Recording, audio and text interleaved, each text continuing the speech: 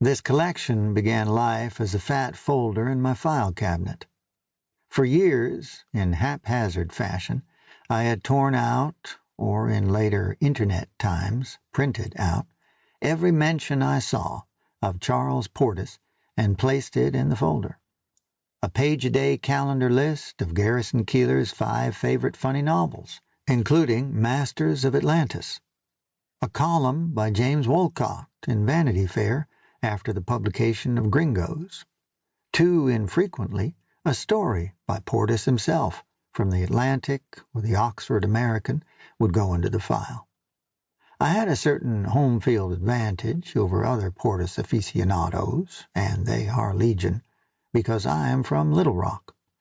For example, I had written for and subscribed to the Arkansas Times, then a magazine, now a weekly paper, and therefore found in my mailbox in New York in 1991 a long piece by Portiss about the Washita River, which meanders through the South Arkansas of his boyhood. I had read True Grit sometime in my teens. It came out when I was 10, and the John Wayne film the next year, but didn't recognize its greatness. Perhaps I didn't think then that a great book could come from our little outpost in Arkansas. The novels I borrowed indiscriminately from my mother's stash of Book of the Month Club selections were set in glamorous locales. Arthur Haley's Hotel, New Orleans, James Ramsey Ullman's The Day on Fire, Paris, haunted by an absinthe-drinking poet based on Rimbaud. Annie Dillard says this book made her want to be a writer. And Dostoevsky's Crime and Punishment. Guess where?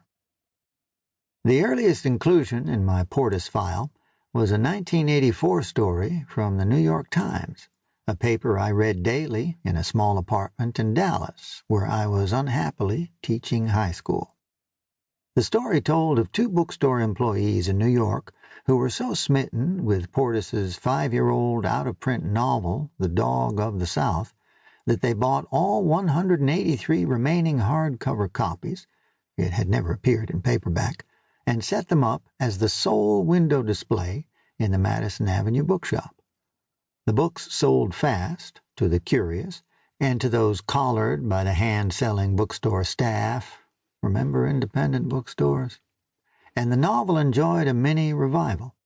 The Times writer contacted Portiss in Little Rock, and Portiss told the reporter that he was surprised and very pleased by the attention.